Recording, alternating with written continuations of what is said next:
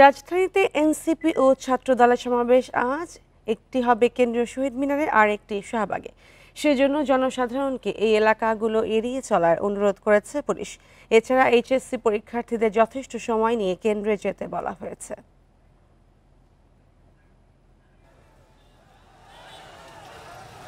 রোববার school, college, office, আদালত খোলা আছে। এইচএসসি পরীক্ষাও। এই দিনে কেন্দ্রীয় শহীদ মিনারে সমাবেশ করছে এনসিপি আর ছাত্র দলের আয়োজন শাহবাগে। বেলা 12টা থেকে সন্ধ্যা 6টা পর্যন্ত শাহবাগ মোড়ে গণ অভ্যুত্থানের বর্ষপূর্তি উপলক্ষে সমাবেশ করবে ছাত্রদল। আর বিকাল 3টা থেকে সন্ধ্যা 6টা পর্যন্ত কেন্দ্রীয় শহীদ মিনারে জুলাই ঘোষণাপত্র ও সনদের দাবিতে জনসমাবেশ করবে এনসিপি। এই সময় শাহবাগ ও শহীদ মিনারের আশপাশের সড়কগুলো এড়িয়ে চলতে বলছে ডিএমপি। পরীক্ষার্থীদের যথেষ্ট সময় নিয়ে কেন্দ্রে যাওয়ার পরামর্শ দেওয়া হয়েছে। যানজট এড়াতে বিকল্প রাস্তা নির্ধারণ করেছে ডিএমপি। হোটেল ইন্টারকন্টিনেন্টাল ক্রসিং থেকে শাহবাগে না গিয়ে মিন্টু রোড ব্যবহার করতে হবে। সায়েন্স ল্যাব থেকে কাটাবন হয়ে পলাশী, সোনারগাঁও, হাতিরপুল হয়ে বাংলা মোটর লিংক রোডে চলাচল করবে। মৎস্য ভবন থেকে হেয়ার রোড হয়ে গাড়ি চলবে। মাহফুজুর রহমান মিলন, ইন্ডিপেন্ডেন্ট নিউজ, ঢাকা।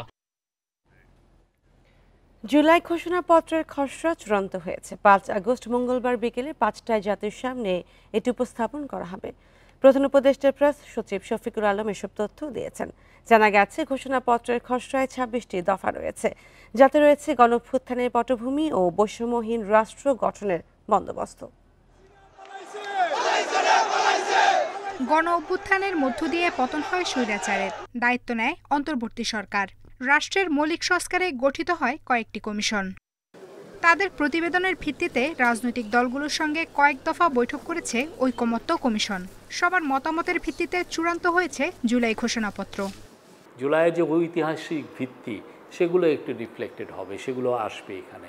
আমরা কি অ্যাচিভ করতে চাই। জুলাইয়ের মধ্যে যে শক্তিগুলো ছিল, যারা ছিল, যতগুলো পার্টি ছিল, তারা সবাই তো এই ইন্টারিম গভর্নমেন্টের অংশীজন। এদের সবার অ্যাসপিরেশনের কথা থাকবে। 5 আগস্ট গণ অভ্যুত্থানের বর্ষপূর্তিতে জুলাই ঘোষণাপত্র উপস্থাপন করা হবে। উপস্থিত থাকবে অভ্যুত্থানের পক্ষের সব রাজনৈতিক দল। 5 তারিখে চিফ অ্যাডভাইজারের কথা এসছে, উনি এটা পড়বেন। এবং সবাই যারা সবাই যত পলিটিক্যাল পার্টি যারা জুলাইয়ের গণ অভ্যুত্থানে ছিলেন গত বছর জুলাই আগস্টে, তারা সবাই থাকবেন। ঘোষণাপত্রের খসড়ায় 26টি দফা রয়েছে। জুলাই অভ্যুত্থানের পটভূমি, আওয়ামী লীগ শাসনামলে গুম, খুন, গণহত্যা, আইনের শাসন ও মানবাধিকার, দুর্নীতি এবং বৈষম্যহীন সমাজ ও গণতান্ত্রিক রাষ্ট্র ব্যবস্থা প্রতিষ্ঠার বিষয় উঠে এসেছে। আফসানা আফরোজ জুই, ইন্ডিপেন্ডেন্ট নিউজ, ঢাকা। ফ্যাসিবাদী সরকারের পতন হলেও ফ্যাসিবাদী ব্যবস্থা এখনও রয়ে গেছে বলে মন্তব্য করেছেন জাতীয় নাগরিক পার্টির আহ্বায়ক নাহিদ ইসলাম। শনিবার রাজধানীর বাংলা মোটর এনসিপির কেন্দ্রীয় কার্যালয়ে জুলাই ঘোষণাপত্র উপস্থাপন নিয়ে সংবাদ সম্মেলনে তিনি আরও বলেন, নতুন বাংলাদেশ করার যে কর্মসূচি তা আজ কেন্দ্রীয় শহীদ মিনারে প্রকাশ করা হবে। ফ্যাসিবাদী সরকারের পতন হলো, ফ্যাসিবাদী ব্যবস্থার পতন এখনো হয়নি। ফলে নতুন রাজনৈতিক বন্দোবস্তের বা নতুন বাংলাদেশের বিনির্মাণের যে লড়াই, সেটি আমাদেরকে এখনো চালিয়ে যেতে হচ্ছে। আগামীকাল 3রা আগস্ট 2025 আমরা শহীদ মিনারে আমাদের এই যে জুলাই পদযাত্রা তার আনুষ্ঠানিক পরিসমাপ্তি হবে।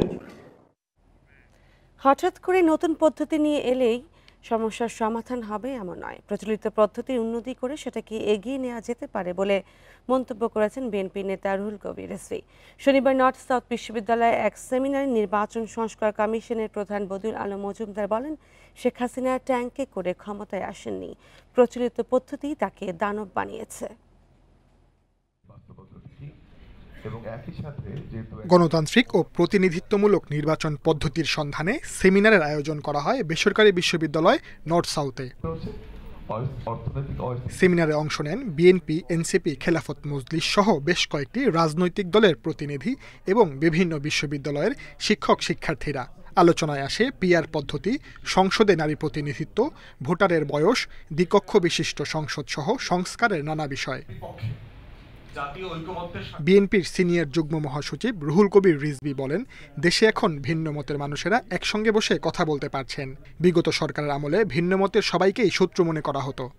ভিন্ন মতের মানুষ একটা পরিবারের মধ্যেও তো থাকতে পারে, তাকে শত্রুপক্ষ বলে মনে হতো, সেও আমাদেরকে শত্রুপক্ষ বলে মনে করতেন। এটা 15-16 বছর আমরা সেই পরিস্থিতি দেখেছি।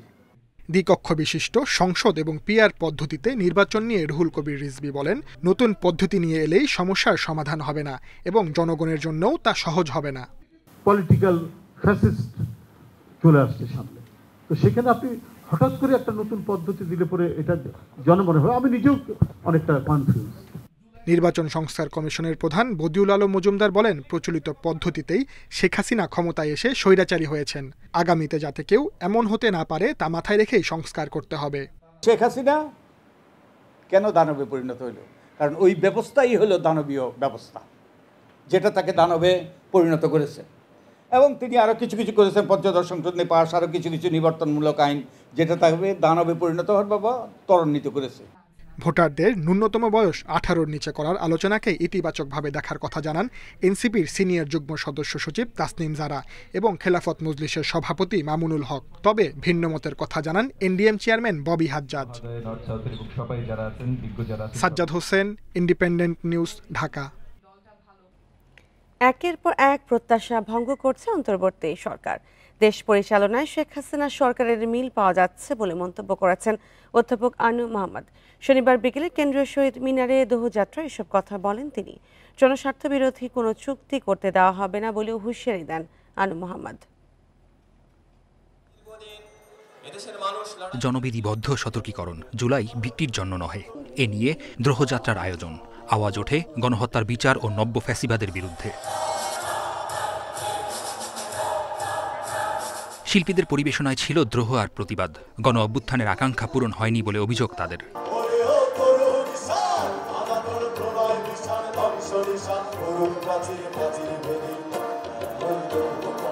অভ্যুত্থানে সন্তান হারানোর যন্ত্রণা তুলে ধরেন শহীদদের পরিবার ও শিক্ষকরা। আমার ছেলে আছে আন্দোলনে, আমি জানি না আমার ছেলে, আমি যে আসছি আমার ছেলে জানে না। রিক্সা অ্যাম্বুলেন্সের ভূমিকা পালন করছে, এটা সবাই জানে। আমরা প্রত্যেকের জায়গা থেকে চেষ্টা করেছিলাম এই অন্যায়, নিপীড়ন এবং জুলাই হত্যাকাণ্ডের বিরুদ্ধে দাঁড়ানোর। প্রত্যেকে কোনো কিছু পাবার আশা না করে আমাদের সন্তানদেরকে হত্যা করার বিরুদ্ধে দাঁড়াতে চেয়েছিলাম। দ্রোহযাত্রায় অধ্যাপক আনু মোহাম্মদ মন্তব্য করেন, গণঅভ্যুত্থানের বিপরীত দিকে চলছে বর্তমান সরকার। ইউনূস সরকারের যে জনগণের যে প্রত্যাশা তৈরি হয়েছিল, একের পর এক সেই প্রত্যাশা ভঙ্গ করে ইউনূস সরকার আজকে 1 বছর পাড়ি দিয়েছে। যারা আহত তাদের চিকিৎসা করতে নানা রকম জটিলতা তৈরি হয়েছে। এবং তাছাড়াও যে কাজ অন্তর্বর্তী সরকার করেছে, যেভাবে অন্তর্বর্তী সরকার পরিচালিত হচ্ছে, তাতে আমরা অন্তর্বর্তী সরকারের উপরে শেখ হাসিনা সরকারের ছায়া দেখতে পাচ্ছি। শহীদ মিনার থেকে শুরু হয়ে দ্রোহযাত্রা শেষ হয় শাহবাগে। মেহেদী হাসান, ইন্ডিপেন্ডেন্ট নিউজ, ঢাকা। আগামী নির্বাচন দেশের ইতিহাসে সবচেয়ে সংঘাতপূর্ণ হবে বলে মন্তব্য করেছেন গণ অধিকার পরিষদের সভাপতি নুরুল হক নূর। বর্তমান সরকারের বিরুদ্ধে বৈষম্যের অভিযোগ করেন তিনি। আর ব্যাংক খাতে নতুন করে লুটপাট হচ্ছে বলে মন্তব্য করেন ফয়েজ আহমেদ তৈয়ব। তবে জুলাই ঘোষণাপত্রে জন আকাঙ্ক্ষা পূরণের আশা আসিফ মাহমুদের। শনিবার রাজধানীতে এক অনুষ্ঠানে এসব কথা বলেন তারা। রাজধানীর জাতীয় চিত্রশালায় শনিবার সকালে বৈষম্য বিরোধী ছাত্র আন্দোলনের উদ্যোগে আয়োজন করা হয় প্যানেল আলোচনার। অংশ নেন অন্তর্বর্তী সরকারের উপদেষ্টা, রাজনৈতিক দলের নেতাকর্মী সহ নানা পেশার মানুষ।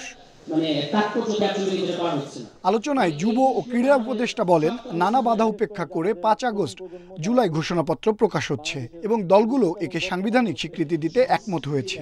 এটি একটি সুখবর। পদ্ধতিগত কিছু বিষয় নিয়ে মতানৈক্য আছে, সেগুলোর মতৈক্যে যদি রাজনৈতিক দলগুলো পৌঁছতে পারে, তাহলে আশা করি 8ই আগস্টের মধ্যে জুলাই সনদ, যেটা আমরা বলছি জুলাই চার্টার, সেটার বিষয়ে একটা চূড়ান্ত ঘোষণা, চূড়ান্ত একটা বোঝাপড়ায় আসা সম্ভব হবে। এদিকে বৈষম্য বিরোধী আন্দোলনে গঠিত সরকারও বৈষম্য করছে বলে দাবি করেন গণ অধিকার পরিষদের সভাপতি নুরুল হক নূর। নির্বাচনে সংঘাত নিয়েও শঙ্কা তার। এই বৈষম্য বিরোধী আন্দোলন থেকে জন্ম নেওয়া একটা সরকার কিভাবে বৈষম্য করছে? আর্লি ইলেকশন হয়, তাহলে আগামীর নির্বাচন হবে বাংলাদেশের ইতিহাসে সবচেয়ে সংঘাতপূর্ণ নির্বাচন। অনুষ্ঠানে প্রধান উপদেষ্টার বিশেষ সহকারী বলেন, নতুন বন্দোবস্ত গড়তে প্রশাসন ও রাজনীতির পাশাপাশি গণমাধ্যম ও ব্যবসায়ীদের মধ্যেও নতুনত্ব প্রয়োজন। করছি এই নতুন বন্দোবস্তের এগেইনস্টে, নিউ সেটেলমেন্টের এগেইনস্টে নিউ বিজনেস সেটেলমেন্ট হবে না। একটা নতুন বন্দোবস্ত অনেকগুলো কম্পোনেন্ট থাকে। একটা কম্পোনেন্ট হচ্ছে নিউ বিজনেস, একটা নিউ মিডিয়া, একটা হচ্ছে নিউ অ্যাডমিনিস্ট্রেশন, একটা নিউ পলিটিক্স। এই সব কিছু যখন একসাথে কাজ করে তখন আমরা আসলে নতুন বন্দোবস্তকে করতে পারবো। দেশের উন্নয়নে গণতান্ত্রিক ব্যবস্থা ও গণহত্যার সুষ্ঠু বিচার নিশ্চিতের আহ্বান জানান বক্তারা। আনোয়ার সাদাত নূর, ইন্ডিপেন্ডেন্ট নিউজ, ঢাকা। বর্তমান সরকার দেশকে গৃহযুদ্ধের দিকে ঠেলে দিচ্ছে বলে মন্তব্য করেছেন জাতীয় পার্টির মহাসচিব শামীম হায়দার পাটোয়ারি। শনিবার বিকেলে রাজধানীর কাকরাইলে দলের কেন্দ্রীয় কার্যালয়ের সামনে বিক্ষোভ সমাবেশে এই মন্তব্য করেন তিনি। সমাবেশে নেতারা অভিযোগ করেন মিথ্যা মামলা ও মব সৃষ্টি করে জাতীয় পার্টির চেয়ারম্যান GM কাদের সহ নেতাকর্মীদের উপর হামলা করা হচ্ছে। দলটির মহাসচিব বলেন, সরকার দেশে আইনের শাসন বাদ দিয়ে মবের শাসন তৈরি করেছে। এর আগে সমাবেশের জন্য রাজধানী সহ বিভিন্ন এলাকা থেকে কেন্দ্রীয় কার্যালয়ের সামনে জড়ো হলে পুলিশি বাধায় পড়ে নেতাকর্মীরা। তবে কিছুক্ষণ পরই পরিস্থিতি শান্ত হয়। সমাবেশ শেষে বিক্ষোভ মিছিল করে জাপা নেতাকর্মীরা।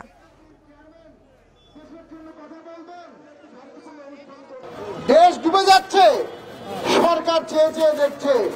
আমরা চেয়েছিলাম এই সরকার শান্তি আনবে, সরকার অশান্তি নিয়ে আসলো।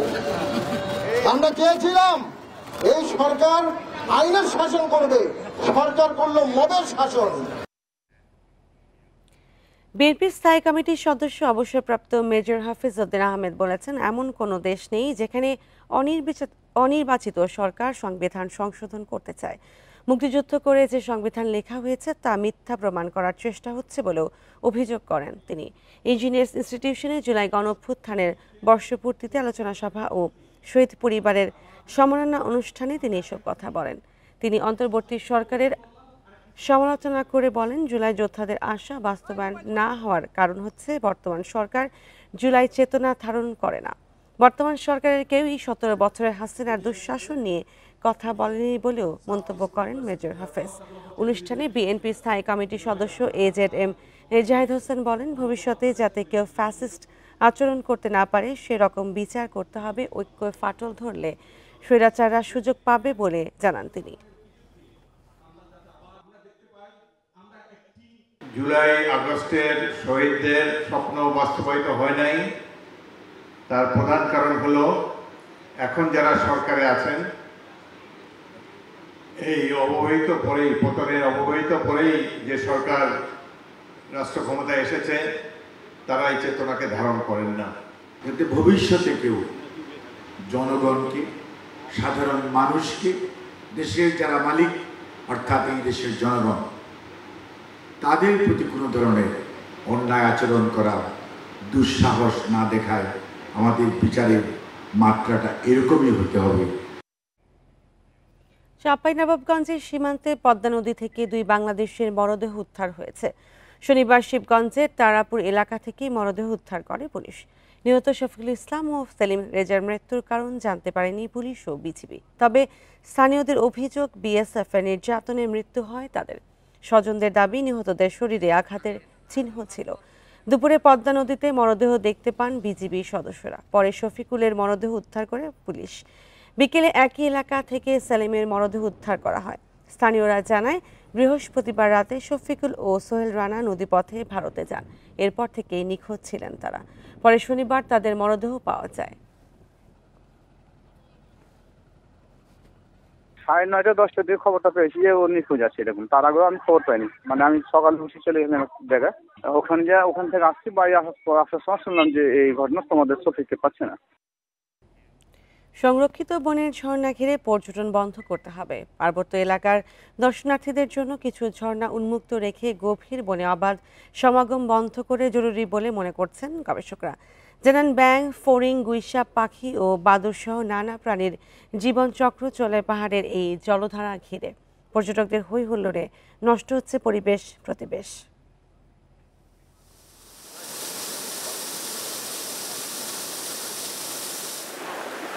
প্রায় 600 একরের এই সংরক্ষিত বনাঞ্চলে ছোট বড় এরকম বেশ কিছু ঝর্ণা রয়েছে। তার মধ্যে অন্যতম এটি। এই ঝর্ণাকে কেন্দ্র করে এই বনের ভিতরে জীববৈচিত্র্যের জীবনচক্র আবর্তিত হচ্ছে। পাহাড়ে উদ্ভিদ ও প্রাণীর তৃষ্ণা মেটায় ঝর্ণা বা শৈলপ্রপাত। ছড়া ও ঝিরির বুকে জমে থাকে পানি। গভীর বনে এমন বেশ কিছু পানি প্রবাহ রয়েছে, সেগুলো ঘিরেই বেঁচে থাকে ফড়িং, মাছ, পাখি, বাদুড় সহ সরীসৃপ, উভয়চর ও জলচর। ঝর্ণার দুই পাশে উদ্ভিদের আবাস। বর্ষায় প্রাণ প্রকৃতি আরও সজীব হয়ে ওঠে, পাহাড়ের জঙ্গল যেন প্রাণ ফিরে পায়। এই ধরনের ঝর্ণা বা জলপ্রপাত যেখানে আছে সেখানেই এই ধরনের নিশাচর প্রাণীগুলো বসবাস করে।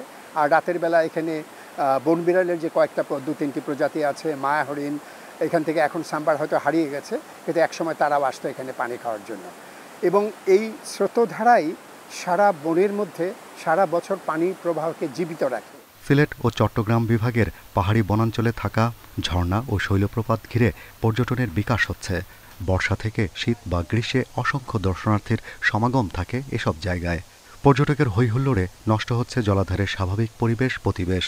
থানচিতে অথবা রেমাক্রিতে আরও ওপরের দিকে যেসব আছে, যেমন বগা লেকের আশপাশে যেগুলো আছে, সেইগুলো একেবারেই পাবলিকের জন্য নিষিদ্ধ করে দেওয়া উচিত, শুধু গবেষণার জন্য, এবং যারা এটা সংরক্ষণ করবেন তারা ছাড়া আর কারোই এখানে আসলে যাওয়া নিষিদ্ধ করে দেওয়া দরকার। বনটা তো সংরক্ষিত আছে, বিশেষ করে ঝর্ণাগুলোকে আলাদাভাবে ডিক্লেয়ার করে দেওয়া উচিত যে এটা পাবলিকের জন্য যাতায়াতের কোনো জায়গা না।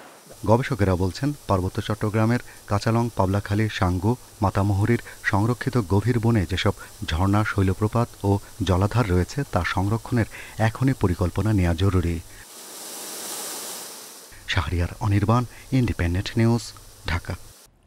গেল অর্থ বছরে কমেছে পণ্য আমদানির ব্যয়। এ সময় সবচেয়ে বেশি কমেছে মূলধনী যন্ত্রপাতির আমদানি, যা 5 বছরের মধ্যে সর্বনিম্ন। ব্যবসায়ীরা বলছেন, রাজনৈতিক অনিশ্চয়তায় নতুন বিনিয়োগ না হওয়ায় তৈরি হয়েছে এমন পরিস্থিতি। এছাড়া ঋণের উচ্চ সুদ দিয়ে নতুন ব্যবসা করা কঠিন বলে মনে করছেন তারা। গেল অর্থবছরে ডলার সংকটে কমেছে পণ্য আমদানি, স্থবিরতা চলছে দেশি বিদেশি বিনিয়োগেও। বাংলাদেশ ব্যাংক বলছে, শুধুমাত্র মূলধনী যন্ত্রপাতি আমদানিতে এলসি খোলার হার কমেছে 25% বেশি, যা গত 5 বছরের মধ্যে সর্বনিম্ন। মধ্যবর্তী পণ্য আমদানিও কমেছে 8% বেশি। মানে কমোডিটি এলসি কিন্তু কমেনি, ইম্পোর্ট কিন্তু, এবং বাজারে কোনো পণ্যের কোনো ঘাটতি নেই, কিন্তু শিল্প খাতে বিনিয়োগ কিছুটা স্থবির থাকার কারণে এই মুহূর্তে কম। বছর শেষে আশা করি এটা অনেক বাড়বে। এদিকে জুনে এলসি খোলা হয়েছে 414 কোটি ডলারের, গত বছরের তুলনায় যা প্রায় 25% কম। উদ্যোক্তারা বলছেন, বিনিয়োগ স্থবিরতায় উৎপাদন নিম্নমুখী। রাজনৈতিক স্থিতিশীলতা না থাকায় শঙ্কা এখনো কাটেনি। এক্সচেঞ্জ রেটটা এটাও কিন্তু একটা বড় এফেক্ট। এই সবগুলো এফেক্ট, যে এফেক্টগুলোর যে চেইন এফেক্ট যেটা আসছে সেটা হচ্ছে মার্কেট কনফিডেন্স। রাজনৈতিক অস্থিরতা একটা বড় হয়েছে। আমরা যারা ইনভেস্টার্স, আমরা সবসময় চিন্তা করি এই দেশে অস্থিরতা যাতে না থাকে, কোনো রাজনৈতিক কোনো রকম সমস্যা যাতে না থাকে। যদি না থাকে তাহলে আমাদের জন্য সুবিধা যে আমরা ইনভেস্ট করতে পারি। ডলারের ক্রাইসিসের কারণে এলসিগুলো আমরা ঠিকমতো খুলতে পারিনি এক সময়, তো সেই কারণে প্রথম থেকে বাধাপ্রাপ্ত হচ্ছে। এখনও সেটা সংকট তো পুরোপুরি যায় নাই। অর্থনীতিবিদরা বলছেন, এই ধারা চলতে থাকলে কর্মসংস্থান কমবে, ব্যবসায় বাণিজ্যের পরিধি সংকুচিত হবে।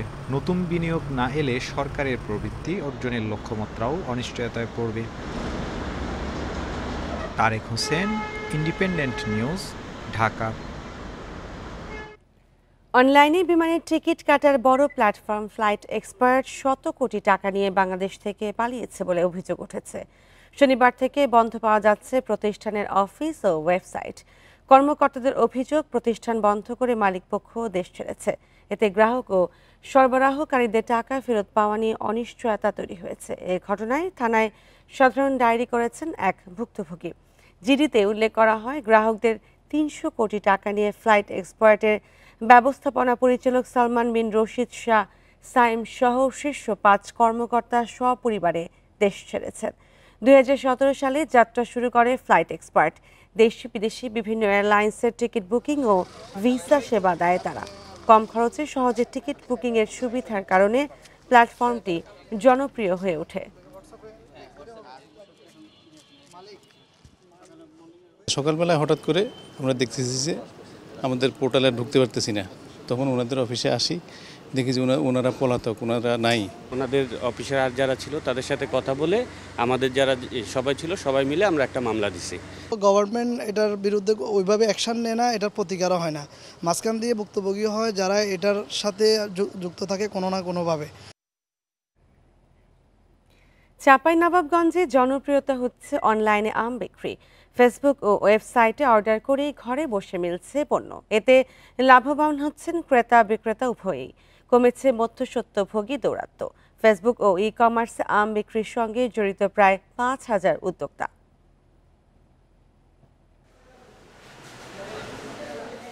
আহসান হাবিব চাঁপাইনবাবগঞ্জের আম ব্যবসায়ী। কয়েক বছর আগেও হাটে বা আড়তে বিক্রি করতেন আম, তবে প্রযুক্তির সুবিধা বাড়ায় এখন বিক্রি করছেন অনলাইনে।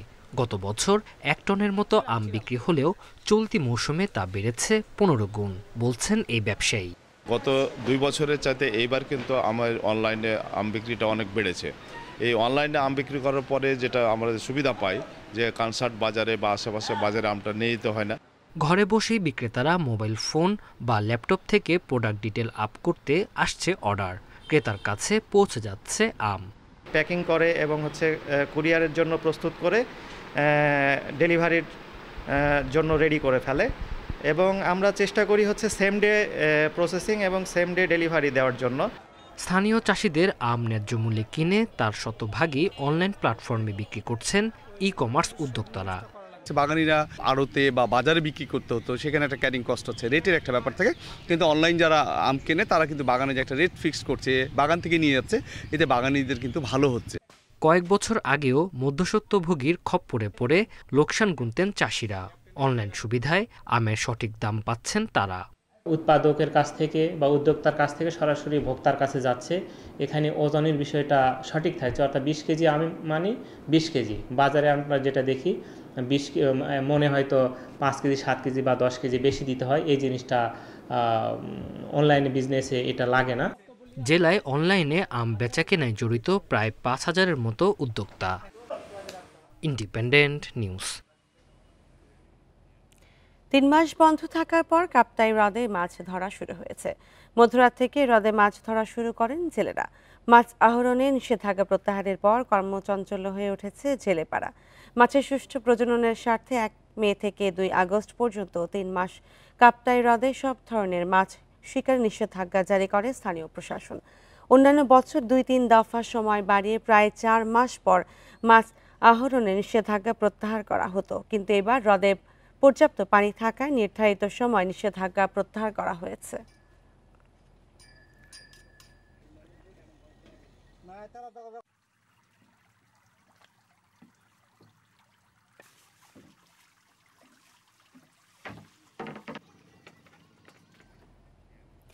রাজবাড়ী গোয়ালন্দ উপজেলার দেবগ্রাম ইউনিয়নের মুন্সিবাজার এলাকায় ফের নদী ভাঙন দেখা দিয়েছে। গত কয়েকদিনে পদ্মাপাড়ের প্রায় ৩ কিলোমিটার কৃষি জমি পদ্মায় বিলীন হয়ে গেছে। এতে করে ভাঙন আতঙ্কে রয়েছে নদীপাড়ের কয়েকশো পরিবার। ঝুঁকির মুখে পড়েছে স্থানীয় কবরস্থান, ঈদগাহ মাঠ। ভাঙন রোধে স্থায়ী নির্মাণের দাবি এলাকাবাসীর।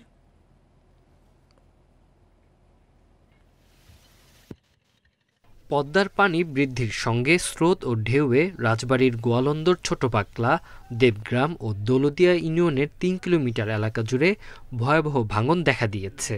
গত কয়েকদিনে নদী গর্ভে বিলীন হয়ে গেছে ৫০ বিঘা ফসলি জমি।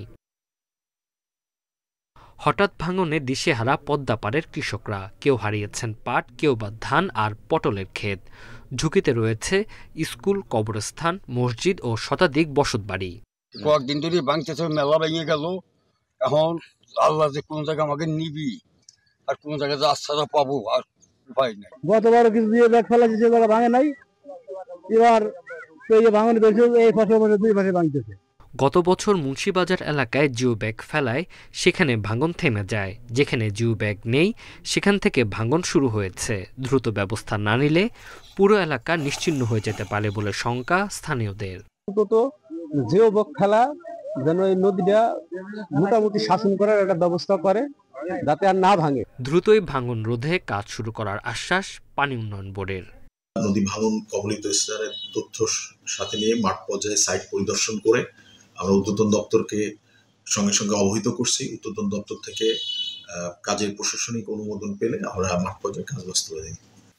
গত বছরও মুন্সিবাজার এলাকায় ভাঙনে 4টি বসতবাড়ি সহ 40 বিঘার মতো ফসলি জমি নদীগর্ভে হারিয়ে গেছে।